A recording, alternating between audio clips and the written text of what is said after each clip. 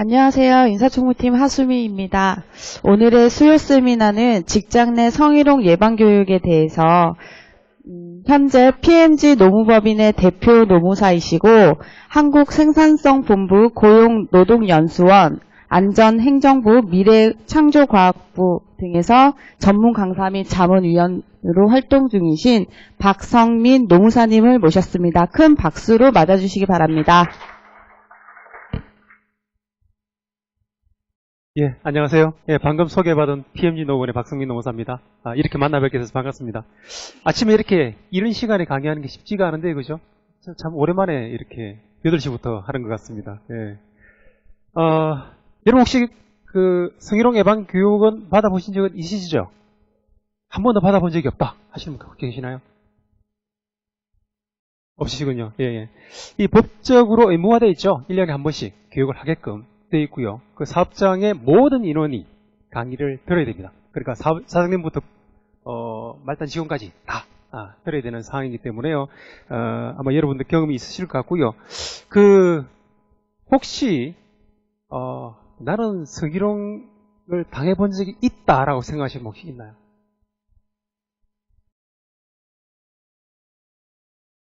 그럼 반대로 그게 성희롱인지 잘 모르겠는데 그렇게 생각했을 수도 있을 것 같은 행동을 내가 해본 적이 있다. 없으신가요? 아주 건전한 사업장님 같은데요? 예. 만약에 혹시 이제 그런 생각이 있다거나, 특히 가해자분들 같은 경우에, 보통 모르고 이제 성희롱 사건이 생기는 경우가 대부분 많아요. 의도적으로 이렇게 성희롱을 하겠다라고 해서 하는 분들은 거의 없거든요. 물론 이제 그게 또 만성화되어서 하는 분이 아주 예외적으로 있긴 있습니다. 그런데 대부분 모르고 하기 때문에 혹시 그렇게 느꼈을 수도 있겠다라고 생각이 되시는 분 있으면 오늘 강의를 듣고 바로 사과를 하세요. 사과하시고 앞으로는 그런 일이 발생하지 않도록 하겠다라고 이제 얘기를 하시는 게 좋지 않을까라는 생각이 듭니다. 예, 강의를 본격적으로 들어가기 전에 동영상을 하나 좀 보고 진행을 하도록 하겠습니다.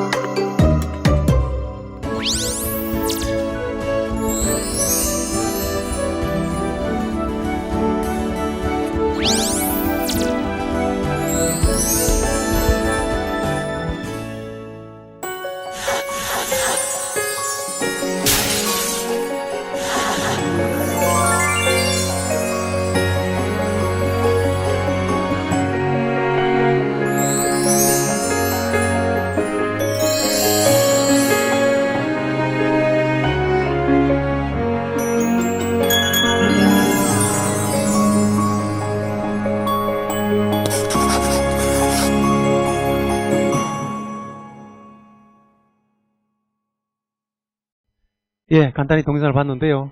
어떻게 내용이 공감이 가시나요? 네. 아주 짧게 내용을 잘 요약해 놓은 내용인 것 같은데요. 직장 내 성희롱 예방 교육 자료는 대부분 아마 여성가족부 쪽에서 많이 나오고 있어요. 예전에 고용노동부 쪽에서 많이 했었는데요. 그래서 이제 이 자료를 제가 나름대로 따로 강의안이 있는데 이게 더 좋은 것 같아서 이걸로 좀 활용하도록 하겠습니다.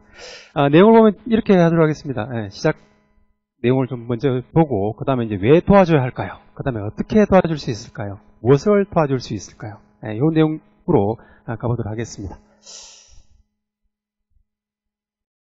자, 직장 내에서는 아무리 여러 명이 이제 공존하다 보니까요, 그죠? 사람이 공존하는 방법에 대해서 고민하는 게 우리 이제 직장 내 성희롱 예방 교육의 하나다라고 보시면 될 것 같습니다. 그래서 함께 업무를 할 수 있는 분위기 조성, 그래서 건전한 직장 분위기를 만들어가는 거기에 대한 고민이다라고 보시면 될 것 같고요. 그 다음에 이제 모든 근로자는 성희롱 없는 사업장에서 자유롭게 일할 권리를 가지고 있다. 이거는 이제 뭐 어떻게 보면 선언적인 권리라고 얘기라고 할 수도 있는데요. 여튼 이제 성희롱이란 부분은 가해자 부분은 무심결에 하는 거지만 피해를 당하시는 분들은 상당히 이제 또 심적인 고통이 심합니다, 그죠? 그래서 성희롱 없는 사업장을 만드는 것이 만들기 위한 노력을 각자 좀 해야 될 필요가 있지 않나 생각이 됩니다. 여러분이 만약에 이런 경우 성희롱으로 보여지는 사건 아니면 행위 이걸 이제 목격하는 경우가 있잖아요, 그죠? 여러분은 어떻게 하시나요? 대부분 그냥 넘어가나요? 예, 그 다음에 이제 성희롱 현장이 없었었는데 누군가 찾아옵니다. 특히 뭐 아무래도 팀장이나 그죠? 아니면 지인, 친한 사람, 아니면 또 이제 우리 인사부서 이렇게 될 수도 있겠죠. 예. 피해자가 답답하면 호소를 합니다. 예. 그럼 어떤 말을 해줄 수 있을까요?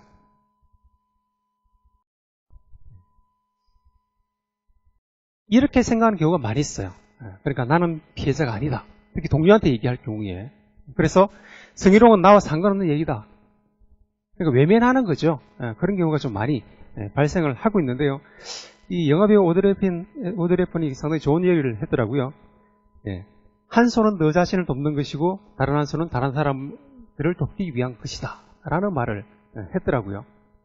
그래서 이거는 이제 직장 내에서 서로 도우며 생활해야 한다 라는 이제 얘기로 좀 바꿀 수 있을 것 같고요.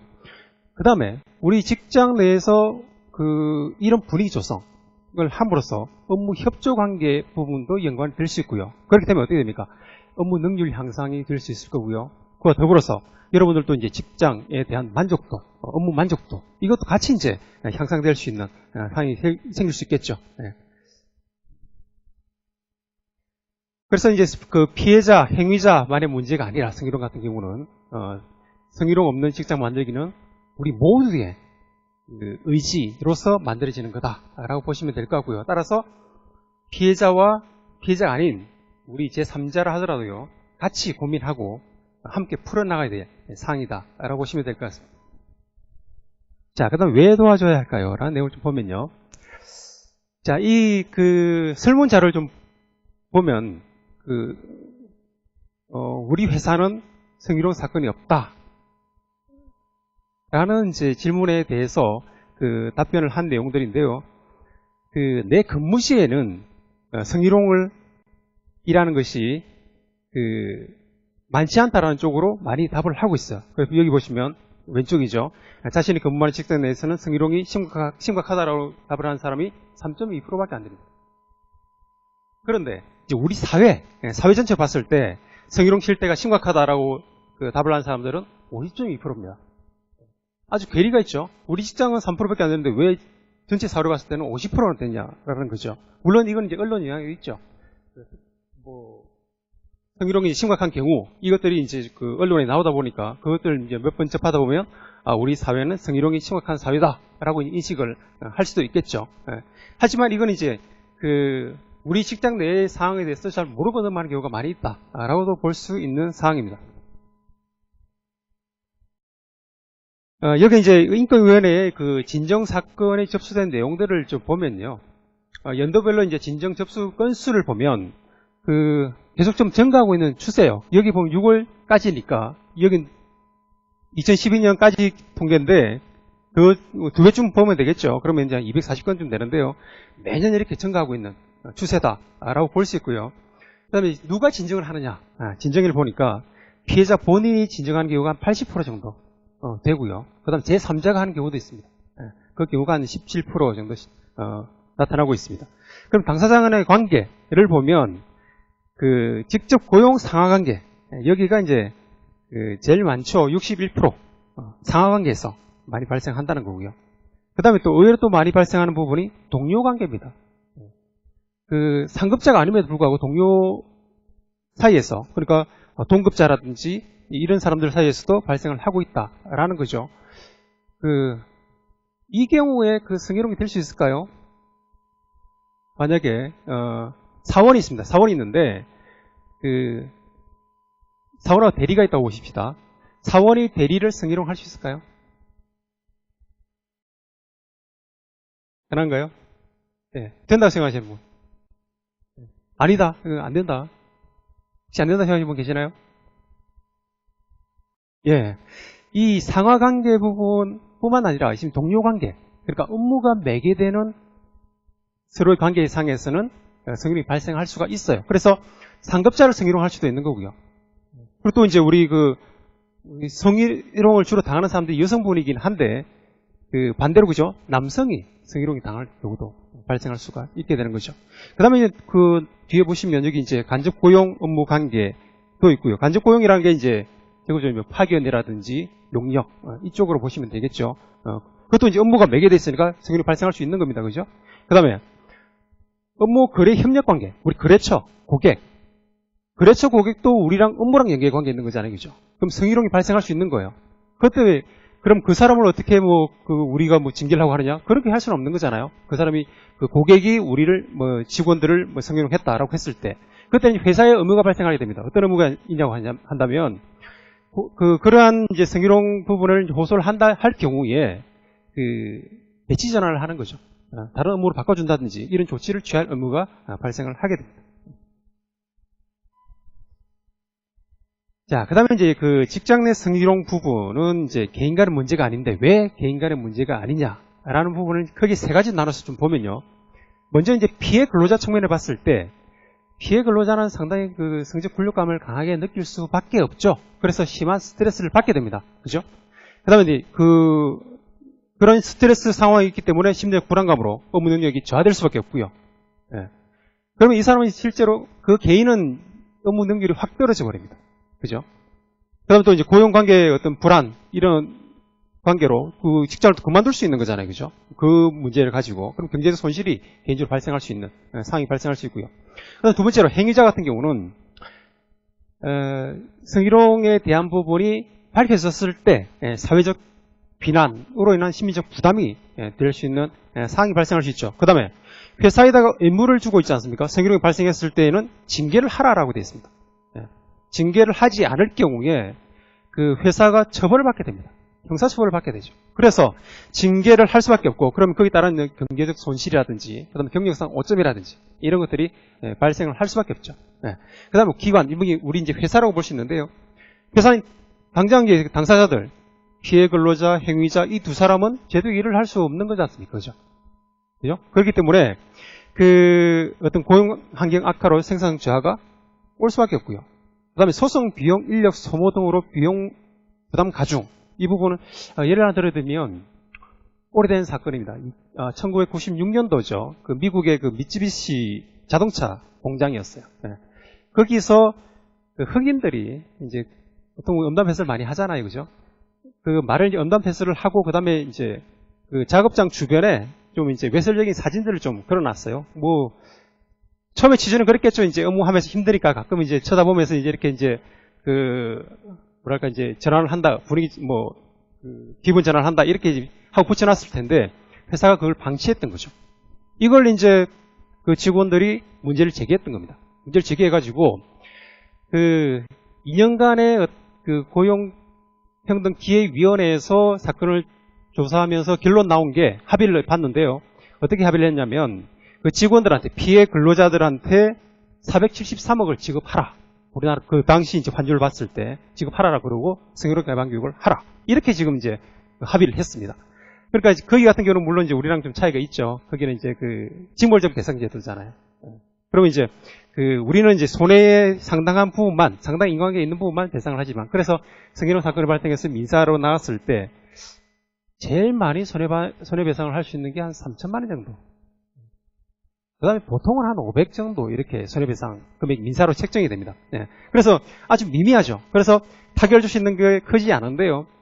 미국 같은 경우는 징벌적 배상 제도이기 때문에 만약 그런 사건이 생겨버리면 휘청해버립니다. 네. 그 보상 자체가 커질 뿐더러 또 이제 우리나라도 지금 이제 무시 못하는 부분이 기업 이미지죠. 네. 성희롱 사건이 발생했을 때 기업 이미지 부분은 상당히 크게 나타날 수 있습니다. 그러니까 그게 외부적으로 언론에 공개되었다고 했을 때는 먼저 이제 그 인재들이 지원을 안 하겠죠. 그 회사 들어가고 싶은 마음이 생기질 않겠죠. 그 다음에 또 이제 낙인 효과가 있는 거잖아요. 예, 그런 부분들에서 큰 어떤 간접적인 피해가 발생할 수 있다라는 게 이제 이미지 손상으로 인한 경쟁력 저하다. 따라서 성희롱 사건이 발생한다는 자체는 그 개인들 간의 문제뿐만 아니라 회사 전체를 봤을 때 운영상으로도 또 경쟁력 부분에서도 큰 피해가 갈 수 있다라고 이제 얘기할 수가 있을 것 같습니다. 자, 성희롱 피해를 당한 사람들이 어떻게 대응하는가를 이제 좀 확인을 해봤는데요. 이건 이제 취업 포털 미디어 통해서 이제 2012년도에 이제 그 설문조사를 했던 건데, 그 대부분은 이제 59% 이상이 피하는 게 상책이다. 그러니까 성희롱을 가하는 사람이 있으면 뭐 소문이 나겠죠. 그러면 그 사람 주변으로 가지 않는다는 거죠. 피하는 게 상책이다. 라는 쪽으로 이제 반응을 하게 되고, 또 두 번째로는 주변 동료나 인사 담당자에게 말해서 도움을 요청한다. 라는 거죠. 근데 이게 보통 순서적으로 나타나는 부분이에요. 아주 경미할 때는 피하죠. 근데 그게 좀 더 심화되었다 싶으면 얘기를 하죠. 주변 동료한테 얘기하고, 그죠? 그렇게 하게 되죠. 그 다음에 그게 그렇게 해서 안 된다라고 했을 때 외부 기관에 뭐 신고를 한다든지 아니면 회사를 그만두다든지 이런 형태로 나타나게 되는 겁니다.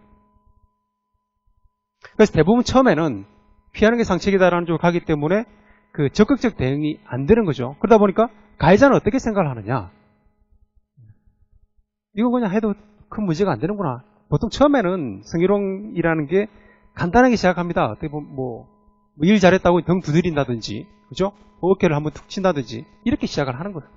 그러다가 이제 그게 이제 계속 하다 보면 이제 또 이제 이렇게 되는구나라고 되면 이제 계속 이제 강도가 이제 높아지게 되는 거죠.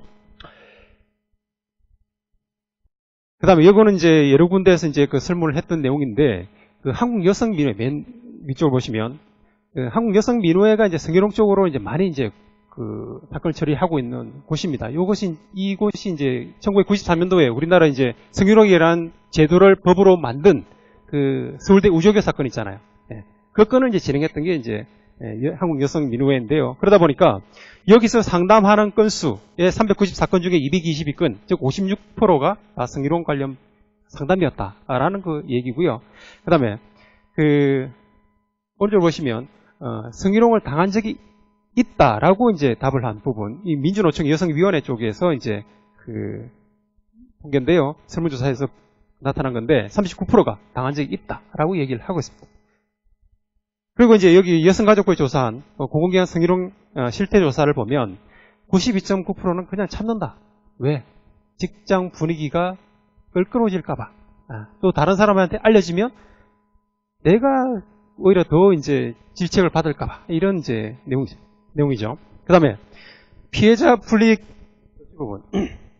이건 이제 여성민우회 쪽에서 얘기한 부분인데, 그 성희롱에 대해서 발생했을 때 피해자에 대해서 불이익 조치를 한 경우가 35%가 된다는 겁니다. 왜 그러냐? 보통 가해자 쪽은 상급자가 많아요. 그 다음에 또 이제 그 과거에 보면, 통계적으로 보면 대부분 이제 그 회사에서 좀 잘 나가시는 분들이 성희롱 가해자가 되는 경우가 많습니다. 그러다 보니까 회사 입장으로 봤을 때는 어떻습니까?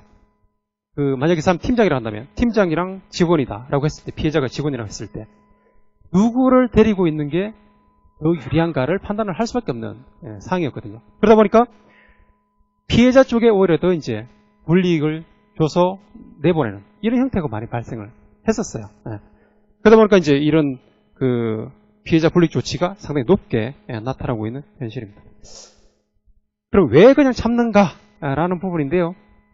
이 적극적으로 대처하지 못하는 이유를 봤을 때 첫 번째로 직장 내 인간관계 그리고 직장 생활이 힘들어질 것을 우려해서 보복이라든지 왕따라든지 이런 것들 이제 우려한다는 거죠.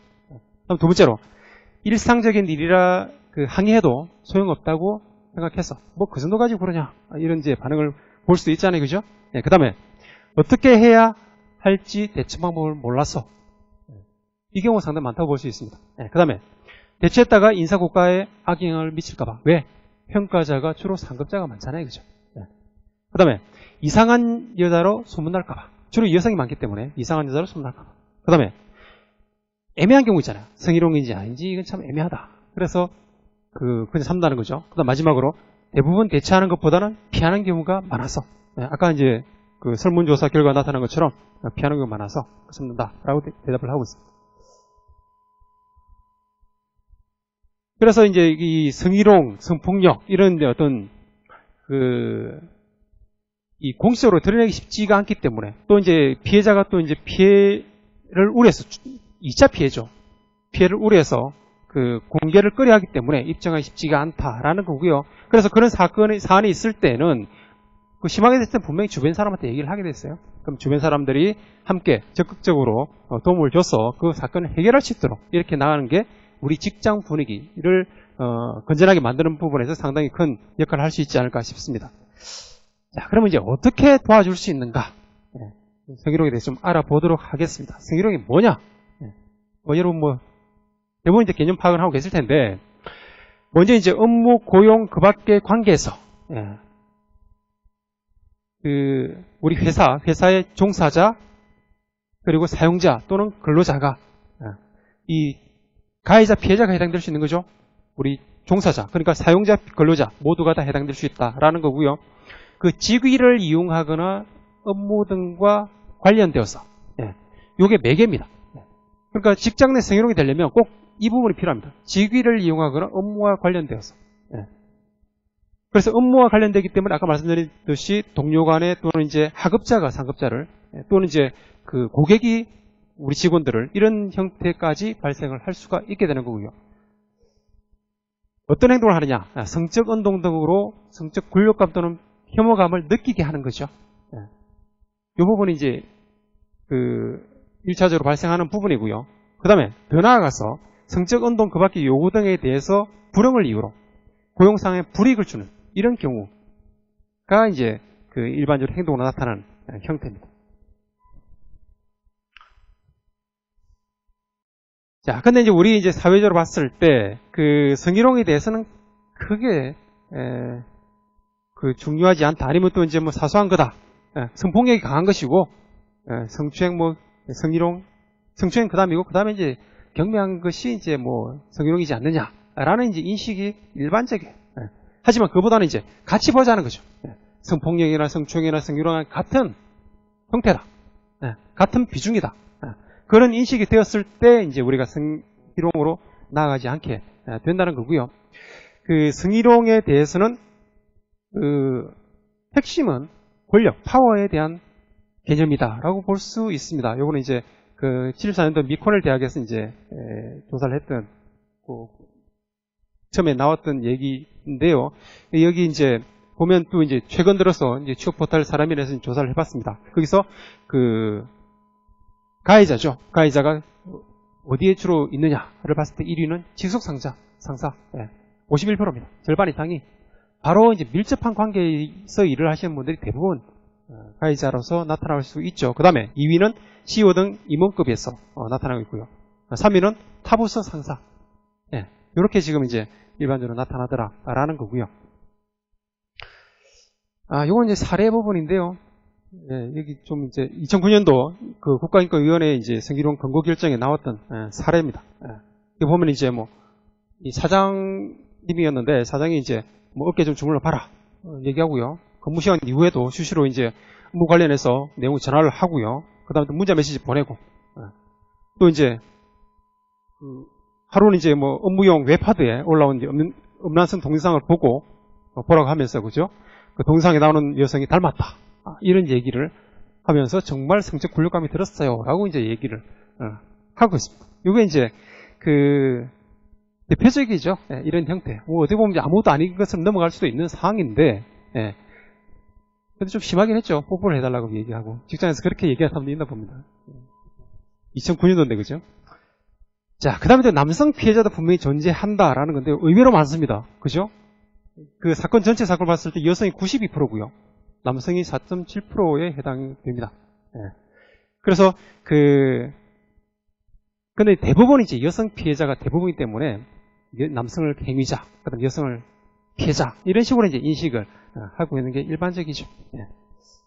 그다음 요거는 이제 여성 대표에게 성희롱을 당한 남성 피해자입니다. 내용을 좀 보시면 이런 얘기를 진술을 합니다. 나는 너무 불쾌하다. 남편과 자식이 있는 사람이 도와지거나 뽑아놓고 그렇게 싫다는데도 불구하고 불쾌하게 계속 제가 아는 사람들 앞에서도 벌써 세 번째다. 뭐가 세 번째냐? 덕질을 했다는 거죠. 그때 이후로 내가 분명히 싫다고 얘기했음에도 불구하고 더 이상 그런 행동하지 말아야 되는데 또다시 내가 아는 사람들 앞에서 내가 분명히 앞으로 그런 행동하지 마라. 그런 식으로 하면 일 못하니까 앞으로 하지 말아라고 했는데 불구하고 계속 했다라는 거죠.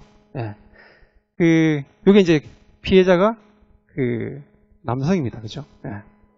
그리고 이런 거부 의사를 밝혔을 때는 당장 그때 그만둬야 되는데 지속적으로 함으로써 성희롱 피해가 발생할 수 있는 사안이었습니다. 그 다음에 성희롱 유형을 보면 뭐 언어적, 신체적, 시각적, 그 다음에 기타 이렇게 좀 나눠볼 수 있는데 가장 많은 부분이 말입니다. 76.3%가 언어적 성희롱이라는 거죠. 그래서 특히 이제 많이 발생하는 게 외모에 대한 평가. 옷이 갑자기 바뀌었단 말이죠. 그러면 옷만 얘기하십시오. 옷만. 그 옷을 입은 모양을 얘기하면 안 되고요. 그러니까 신체와 관계된 부분에 얘기하는 부분들은 대부분 성희롱에 해당된다라고 볼 수도 있어요. 그래서 외모에 대한 평가, 또 성적 비유, 또 따르도록 하는 강요, 그런 것들이 다 그 언어적 성희롱에 해당될 수 있다라는 거고요. 그다음에 신체적 성희롱, 술자리에서 어깨 동무한다든지 마사지 요구까지도 있습니다. 그죠? 주로 이제 어디서 어깨 동무를 하느냐? 노래방이죠, 그죠? 노래방 가가지고 그 어깨 동무하고 같이 단합을 요구하는 의미에서 그죠? 같이 우리 이제 마지막 보통 이제 피날레 하면서 그러지 않습니까? 어깨 동무하고 이제 노래 부르고 이렇게 많이 하지 않습니까? 그죠? 그러게 이제 또 성희롱이 발생할 수가 있습니다. 최근에 이제 제가 사건을 했던 경우가 지금 대한항공 사건인데요. 거기 이제 비행기 한 승무원들이 한 10명 정도 됩니다. 같이 이렇게 비행을 하는 사람이. 거기서 이제 팀장급이 승진을 했어요. 그래서 승진표를 낸다고 갔는데 이제 난디 동남아 쪽인데요. 거기 갔는데 이제 1차 술을 먹고 2차에 가가지고 노래방을 갔어요. 그 노래방이 거기가 이제 딱 두 군데가 있답니다. 두 군데가 있는데 그 노래방 자체에 보니까 처음에 저도 이제 사건 처음 지나면서 잘 몰랐었는데요. 그러니까 음란 사진들 다 도배가 돼 있는 그런 노래방이더라고요. 거기 가서 이제 그러니까 이 승무원들은 팀장이 가자 그러니까 따라갔던 거예요. 가자고 하니까 안 갈 수가 없는 거잖아요. 그 사람 인사권을 가지고 있거든요. 그러니까 평가를 할 수 있는 평가 권한을 가지고 있으니까 따라가서 노래를 부르고 노래 부르는데 또 이제 술 먹고 이제 하다 보니까 그죠? 브루스를 추자로 한다든지 돈을 잡고 끈다든지 이런 행위가 발생을 했어요. 그래서 이제 그게 이제 성희롱을 돼가지고 그 사람이 이제 해고가 되었죠. 해고가 되어가지고 부당해고 신청 들어가서 이제 기각되었던 그런 사안인데요. 어떻게 보면 좀 잘해보자 아니면 또 승진특을 내면서 이렇게 좀 어떤 화합을 도모한다는 차원에서 격의 없이 지낸다는 이런 의미로 가다가 그런 이제 사안이 발생하는 경우가 많이 있어요. 그 다음에 세 번째로는 이제 시각적 성희롱. 음란한 사진, 이런 것들을 보여줌으로써, 신체 특정 부위 노출, 이런 것들. 근데 지속적으로 이제 나오는 사례인데요. 실제로 이런 경우는 제가 그냥 특별히 없을 것 같긴 한데, 여하튼 저렇게 심하게 또 하는 것도 있나 봅니다. 사례 3을 보면 이건 이제 고객입니다. 고객이 이제 성희롱을 하는 건데요. 광고 업무 대행 관계를 맺은 갑이 이제 고객이겠죠. 메신저를 이제 이렇게 보냅니다. 시키는 대로 할 거냐? 그게 뭔데요? 내 애인도 하고. 그래서 좀 그렇다고 하니까, 그럼 돈 못 받나? 그죠? 그러면 내가 너한테 주겠느냐? 이 광고를 주겠느냐라는 거죠. 그래서 이런 이제 그 갑을 관계를 이용을 해서 또 이제 술을 먹자고 한다든지 밥을 먹자고 한다든지 계속 이렇게 이제 그 성적인 그 어떤 뉘앙스를 풍기면서 얘기를 하는 거죠. 이런 것들이 이제 성희롱으로 발생을 할 수 있다라는 겁니다. 그다음 법적 보호 부분에 대해서 말씀을 드리면 그 성희롱 관련 법은 아까 말씀드린 것처럼 93년도에 이제 서울대 우조교 사건 그 사건으로 인해서 이제 처음에 이제 부각이 되어서 법이 만들어졌죠. 그래서 이제 그 당시마다 남녀공용 평등법 거기서 이제 규정이 되었었고요. 그리고 지금 이제 성희롱과 관련되는 법들은 여성발전기본법하고 남녀공용 평등법 요거는 지금 그 남녀차별금지법하고 합쳐졌죠. 그 다음에 그 국가인권위원회법 주로 이제 우리가 성희롱이 발생했을 때 외부 기관에 의뢰하는 것은 인권위원회입니다. 그렇죠? 인권위원회에서 판단을 일반적으로 하고 있죠. 이게 이제 우조교 사건 내용입니다. 근로자로서의 근로의 권리와 성적 자기결정권을 침해하는 행위에 해당된다라고 하면서 남녀공용평등법을 만들게 된 계기가 된 사건이었죠. 예, 성희롱의 성립 요건. 아까 이제 정리해서 보셨던 것처럼 크게 봤을 때 여기 안에 들어있는 내용들이 요건상으로 해당될 수가 있습니다. 예. 행위자와 피해자가 당연히 있어야 될 거고요. 그 행위로 인해서 성적 굴욕감, 혐오감을 느끼게 됩니다. 물론 그 매개가 업무와 관련된 거죠. 그런데 어떤 입장에서 판단하느냐? 합리적인 일반적인 나의 관점입니다. 그러니까 이 말은 뭐냐면 객관적으로 보겠다는 건데요. 근데 그 사람 개인적인 특성을 본다는 겁니다. 합리적인 일반적인 나의 관점. 그렇게 판단을 하게 된다라는 거고요. 자, 요 네 가지 사례 중에 어떤 게 성희롱으로 해당되시나요? 한번 보십시다. 1번 여직원에게 여자는 커피만 잘 사도 된다고 말했다. 성희롱입니까? 맞다고 생각하십니까? 성차별이다. 네. 알겠습니다. 그럼 또 두 번째로 여성의 누드 사진으로 핸드폰 배경 화면을 바꾸고 여직원에게 자랑했다. 이게 성희롱입니까? 네, 성희롱이다. 네. 여긴 다 인정하시는 것 같은데요. 세 번째로 직장 상사가 일 때문이라고 불러서 나왔더니 덥석 손을 잡으며 좋아한다고 고백했다. 성희롱인가요? 예, 이의가 없죠. 그 다음에 네 번째로 출근길에 모르는 사람이 치마가 짧아 좋다고 말했다. 성희롱인가요? 맞나요? 예, 여긴 좀 갈리는 것 같습니다. 예, 답은 이렇습니다. 예, 그 내용을 좀 보면 그 누드 사진 보여주는 건 당연히 시각적 성희롱이죠. 예, 여직원에게 우리 이제 가해자 피해자가 직장 내에 있고 그죠? 업무 매개가 될 수 있죠. 예, 그래서 이건 시각적 성희롱이다. 그 다음에 두 번째로 직장 상사가 일 때문에 불러서 나왔더니 덥석 손잡고 좋아한다고 고백했다. 직장 내가 아니라 직장 외라 하더라도 그죠? 직장 상사가 그 일 때문이라고 업무 매개 또 시켰잖아요, 그죠? 그러면서 손을 잡았다. 그럼 신체적 성희롱에 해당될 수 있다라는 거죠. 그 다음에 여직원에게 커피나 타오라. 아니면 커피를 잘 타는 게 뭐 좋다. 뭐 이런 거 있잖아요. 이거는 이제 성차별이에요. 성차별, 성희롱보다는. 여기 근데 직접적으로 어떤 불쾌감 주는 개념이 아니고 여성으로 인해서 여성은 커피나 타는 게 맞다라는 이제 이런 인식을 가지고 있는 거잖아요, 그죠? 그다음에 네 번째로는 그 가장 큰 이유는요, 출근길에 모르는 사람입니다. 뭐가 빠졌죠? 그렇죠, 예, 업무 매개가 아닙니다. 그러니까 이거는 그 성희롱으로 볼 수가 없다라는 겁니다. 자, 그다음 요거는 이제 이 성희롱이지 않으면 보십시다. 동사무소에 근무하던 직원 A입니다. 예, 그 인사 담당자 B가 이제 그 다른 부서에서 근무를 했었는데 같은 부과에 이제 배치가 됩니다. 배치가 돼가지고요. 그 인사 담당자 B와 마주칠 때마다 인사 담당자 B가 A랑 면담하자 그럽니다. 그다음에 그 면담하러 간 A에게 인사 담당자는 배가 고프니까 밥을 먹자. 그리고 면담을 하진 않아요. 그 다음에 B는 A에게 또 이제 인사 담당자는 A에게 소주 한잔 하자며 또 술을 권합니다. 권했고 또 이제 A 같은 경우는 인사 불이익을 이 사람 인사 담당자니까 그죠. 불이익 당하고 싶지 않기 때문에 식사 대접을 해야 한다는 생각에 저녁 식사와 함께 소주를 먹게 됩니다. 그 다음에 먹고 나서 B가 또 이제 인사 담당자가 맥주 한잔 더 하자라고 합니다. 이제 그 A는 이제 B가 또 먼저 식사 비용을 또 냈단 말이죠. 내고 나니까 마음에 걸려가지고 그 제안을 받아들여서 이제 맥주를 마시러 갑니다. 예. 그 다음에 이제 10시간 귀가를 하는 중에 기관들의 부산을 같이 쓰고 가다가 인사담당자가 A에게 어깨에 손을 올리고 여관을 보면서 우리 오늘 넘지 말아야 할 선을 넘어볼까? 이렇게 얘기를 합니다. 이 경우에 이게 이제 제가 보기 술을 안 마셨으면 이런 얘기 하기 쉽지 않아요. 예, 술 마셨기 때문에 그죠? 예. 이게 성희롱일까요? 어떻게 보시나요? 당연히 성희롱이죠. 예, 이것도 심한 그죠? 예, 상당히 심한 내용이죠. 예, 여기 보시면 성희롱이 맞다라는 거고요.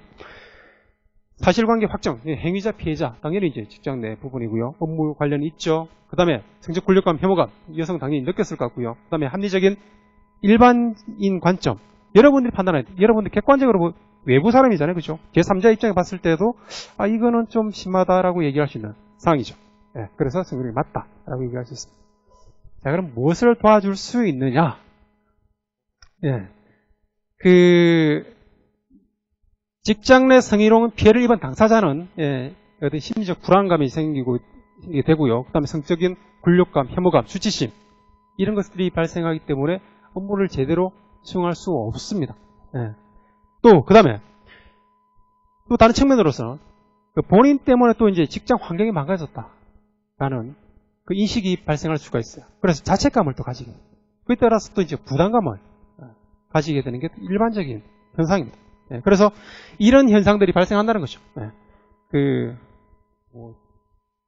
극심한 스트레스, 또 업무 환경에 대한 자책감, 또 자기 존중감은 상실되고요. 또 우울증, 모멸감, 불쾌감, 급기야는 이제 뭐 직장에 대한 고민, 그럼 그만둘까 말까, 그죠? 경제적 피해에 대한 그런 고민을 하게 되는 이런 상황이 이제 직면하게 된다는 거죠. 따라서 이제 주변 사람들이 이제 이 부분을 잘 좀 대응하는 게 필요하지 않나라는 생각입니다. 그래서 성희롱이 당했다라고 이제 와서 이제 얘기를 한다고 했을 때, 네가 잘못 생각한 거 아닌가? 그게 무슨 성희롱이야? 이러기보다는 뭐 이제 좀 동조를 해주는 거죠. 힘들었구나.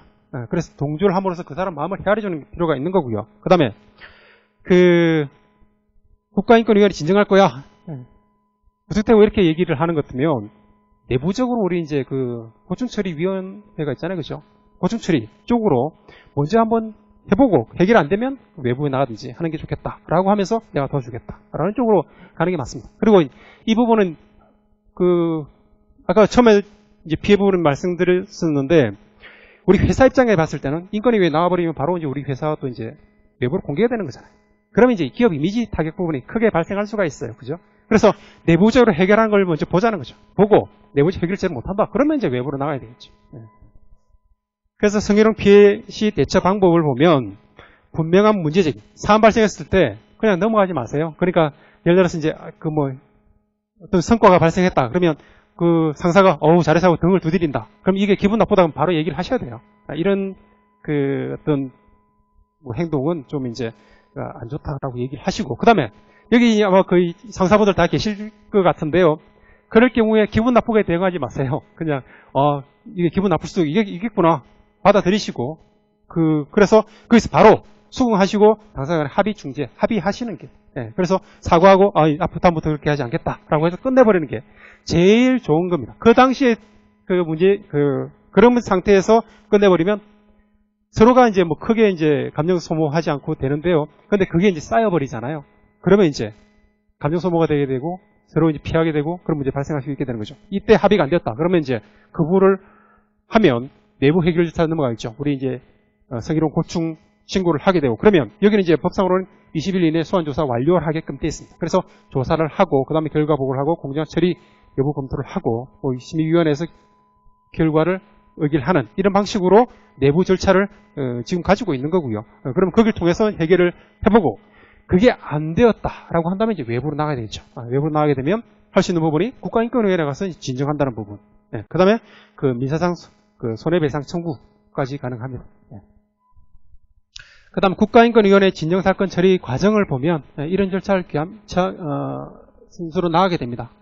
상담하게 되면 상담하고 그 다음에 진정 접수하고 조사를 하게 되고 그 다음에 조사 결과 보고를 하고 위원회에서 의결하고 보고를 하고 그다음 사건 처리 결과 통지를 하게 됩니다. 그런데 인권위원회의 결정은 권고사항이에요. 권고사항. 네. 그러다 보니까 강제력은 없습니다. 이렇게 했으면 좋겠다라고 이제 권고를 하는 것 뿐이죠. 그래서 불수용 시 공표할지 말지를 결정한다는 거죠. 이거는 이제 이미지 타격이잖아요. 그죠? 네.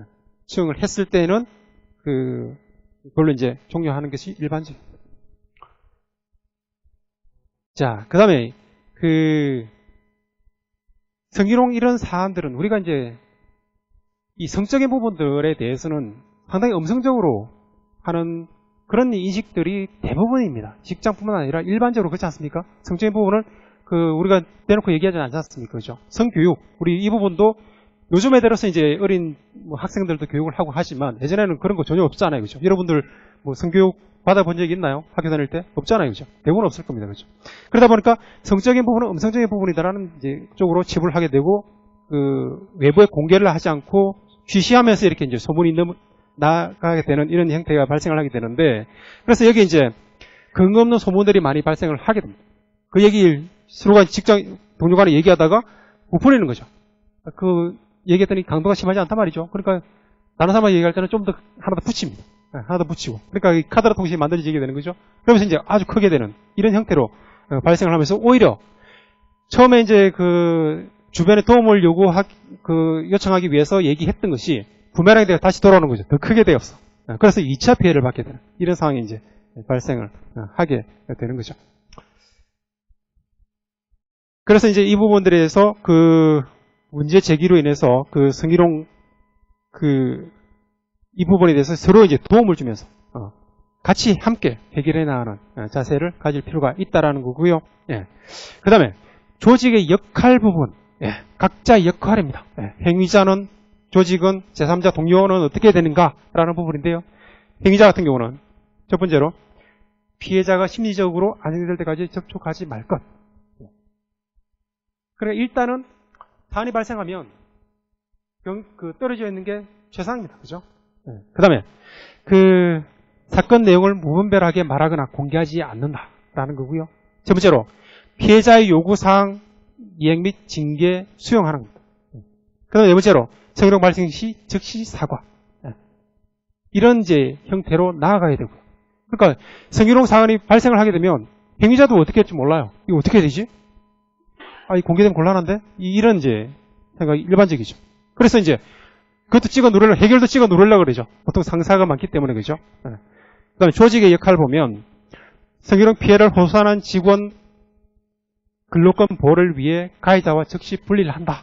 지금 이 행위자 부분은 같이 같은 대책 내용이죠. 두 번째로 피해 결제를 위한 프로세스를 마련을 하고요. 세 번째로 직장 내 성희롱 처리 담당자 비밀 유지.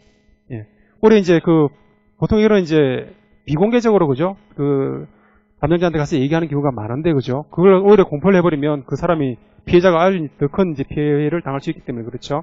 그다음에 관리 감독 책임자로서 역할을 평소에 숙지를 해서 그런 부분들을 처리를 잘 할 수 있도록 해야 될 거고요. 그다음에 동료 역할 부분은 오늘 보셨던 내용이긴 한데요. 성희롱 피해 발생 시 함께 노력하면서 처리를 해야 되고요. 그다음에 피해자의 입장에서 심리적 지지를 해주고요. 그 다음에 피해 내용 소문 내지 않기.